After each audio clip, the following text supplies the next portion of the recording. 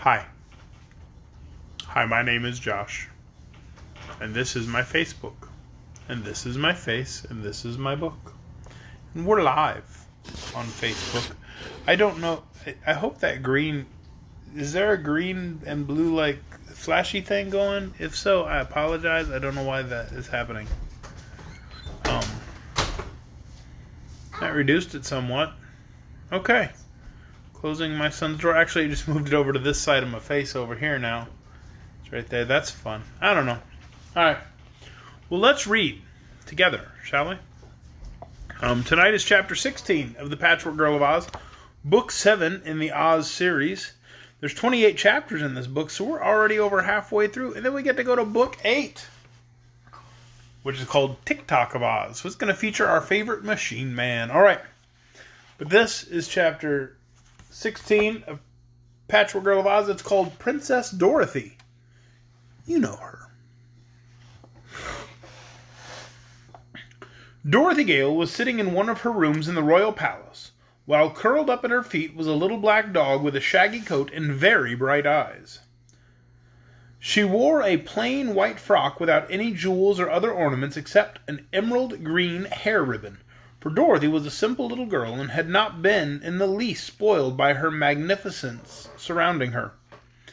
Once the child had lived on the Kansas prairies, but she seemed marked for adventure, for she had made several trips to the land of Oz before she came to live there for good. Her very best friend was the beautiful Ozma of Oz, who loved Dorothy so well that she'd kept her in her own palace so as to be near her. The girl's Uncle Henry and Aunt Em, the only relatives she had in the world, had also been brought here by Ozma and given a pleasant home. Dorothy knew almost everybody in Oz, and it was she who had discovered the Scarecrow, the Tin Woodman, and the Cowardly Lion, as well as Tik-Tok the Clockwork Man. Her life was very pleasant now, and although she had been made a Princess of Oz by her friend Ozma, she did not care much to be a princess, and remained as sweet as when she had been plain Dorothy Gale of Kansas. Dorothy was reading in a book this evening when Jellia Jam, the favorite servant maid of the palace, came to say that the Shaggy Man wanted to see her. "All right," said Dorothy. "Tell him come right up." "But he has some queer creatures with him, some of the queerest I've ever laid eyes on," reported Jellia. "Never mind, let 'em all come up," replied Dorothy. But when the door opened to admit not only the Shaggy Man, but Scraps, the Woozy, and the Glass Cat, Dorothy jumped up and looked at her strange visitors in amazement. The Patchwork Girl was the most curious of all, and Dorothy was uncertain at first whether Scraps was really alive or only a dream or a nightmare. Toto, her dog, slowly uncurled himself, and, going to the Patchwork Girl, sniffed at her inquiringly. But soon he lay down again, as if to say he had no interest in such an irregular creation. "You're a new one to me," Dorothy said reflectively, addressing the Patchwork Girl. "Can't imagine where you come from." "Oh, me?" asked Scraps, looking around the pretty room instead of at the girl. "Oh, I came from a bed quilt, I guess. That's what they say, anyhow. Some call it a crazy quilt and some a patchwork quilt.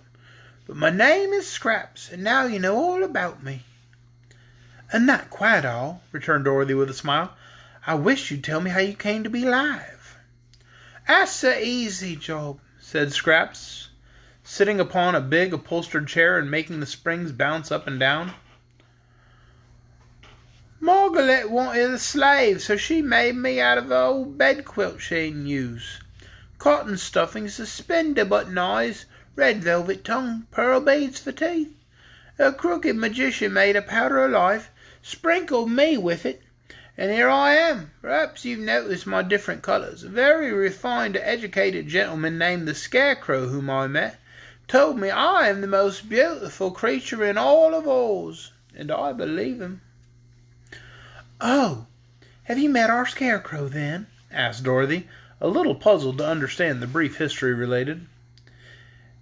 "Yes, isn't he jolly?" "The Scarecrow has many good qualities," replied Dorothy. "But I'm sorry to hear all about this crooked magician. Ozma will be mad as hops when she hears he's been doing magic again. She told him not to." "He only practices magic for the benefit of his own family," explained That wasn't Scraps. My mistake. Let's try that again. He only practices magic for the benefit of his own family, replied Bungle, who was keeping at a respectful distance from the little black dog. Dear me, said Dorothy. I hadn't noticed you before. Are you glass or what? I'm glass and transparent, too, which is more than can be said of some folks, answered the cat. Also, I have some lovely pink brains, children. You can see 'em work. You can see 'em work. Oh, is that so? Come over here and let me see. The glass cat hesitated, eyeing the dog. Send that beast away and I will, she said. Beast, why that's my dog Toto, and he's the kindest dog in all the world. Toto knows a good many things, too. Most as much as I do, I guess. Why doesn't he say anything? Asked Bungle. We can't talk, not being a fairy dog, explained Dorothy. He's just a common United States dog, but that's a good deal, and I understand him, and he understands me just as well as if we could talk. Toto, at this, got up and rubbed his head softly against Dorothy's hand, which she held out to him, and he looked up into her face as if he had understood every word she had said. His cat, Toto, she said to him, is made of glass, so you mustn't bother it or chase it any more than you do my pink kitten. It's probably brittle and might break if you bumped into anything. "Ruff," said Toto, and that meant he understood. The glass cat was so proud of her pink brains that she ventured to come close to Dorothy in order that the girl might see him work. This was really interesting, but when Dorothy patted the cat, she found the glass cold and hard and unresponsive, so she decided at once that Bungle would never do for a pet. Now what do you know about the crooked magician who lives on the mountain? Asked Dorothy. He made me, replied the cat, so I know all about him. Patchwork Girl is new, 3 or 4 days old, but I've lived with Dr. Pip for years, and though I don't much care for him, I will say that he's always refused to work magic for any of the people who come to the house. He thinks there's no harm in doing magic things for his own family, and he made me out of glass, 'cause most cats drink too much milk. He also made Scraps come to life so she could do the housework for his wife, Margaret. Well, then why'd you both leave him? Asked Dorothy. I think you better let me explain that, interrupted the Shaggy Man, and then he told Dorothy all of Ojo's story, and how Unc Nunkie and Margaret had accidentally been turned to marble by the liquid of petrification. Then he related how the boy had started out in search of the things needed to make the magic charm which would restore the unfortunates to life, and how he had found the Woozy and taken him along because he could not pull the 3 hairs out of its tail. Dorothy listened to all this with much interest, and thought that so far Ojo had acted very well. But when the Shaggy Man told her of the Munchkin boy's arrest by the soldier with the green whiskers because he was accused of willfully breaking the law of Oz, the little girl was greatly shocked. What you suppose he's done? She asked. I fear he has picked a 6-leaved clover, answered the Shaggy Man sadly. I did not see him do it, and I warned him that to do so was against the law, but perhaps that is what he did nevertheless. Well, I'm sorry about that, said Dorothy gravely, for now there will be no one to help his poor uncle and Margaret, except this Patchwork Girl and the Woozy and the glass cat. Don't mention it, said Scraps. That's no affair of mine. Margaret and Unc Nunkie are perfect strangers to me. From the moment I came to life, they became to marble. I see, remarked Dorothy with a sigh of regret.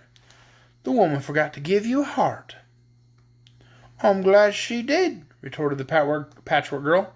A heart must be a great annoyance to one. It makes a person feel sad or sorry or devoid or sympathetic, all of which sensations interfere with one's happiness. I have a heart, murmured the glass cat. It's made of a ruby, but I don't imagine I shall let it bother me about helping Unc Nunkie and Margaret. That's a pretty hard heart of yours, said Dorothy. And the Woozy, of course. Why, as for me, observed the Woozy, who was reclining on the floor with his legs doubled under him so that he looked much like a square box, I have never seen those unfortunate people you are speaking of, and yet I am sorry for them, having at times been unfortunate myself. When I was shut up in that forest, I longed for someone to help me, and by Ojo came and did help me. so I'm willing to help his uncle. I'm only a stupid beast, Dorothy, but I can't help that, and if you'll tell me what to do to help Ojo and his uncle, I'll gladly do it." Dorothy walked over and patted the Woozy on his square head. "You're not pretty," she said, "but I like you. What are you able to do? Anything special?" "I can make my eyes flash fire, real fire, when I'm angry. When anyone says, 'Crizzle Crew,' to get me angry, and then my eyes flash fire." "Well, I don't see as any fireworks could help Ojo's uncle," remarked Dorothy. "Can you do anything else?" I thought I had a very terrifying growl," said the Woozy with hesitation. "But perhaps I was mistaken." "Yes," said the Shaggy Man, "you were certainly wrong about that." Then he turned to Dorothy and added, "What will become of the Munchkin boy?" "I don't know," she said, shaking her head thoughtfully. "Ozma will see him about it, of course, and then she'll punish him, but how, I don't know, 'cause, well, no one's ever been punished in Oz since I knew anything about the place. Too bad, Shaggy Man, isn't it?" While they were talking, Scraps had been roaming about the room and looking at all the pretty things it contained. She had carried Ojo's basket in her hand until now, when she decided to see what was inside it.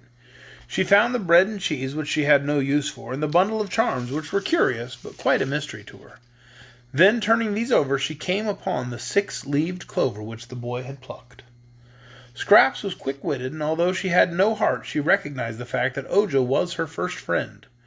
She knew at once that because the boy had taken the clover he had been imprisoned, and she understood that Ojo had given her the basket so they would not find the clover in his possession and have proof of his crime.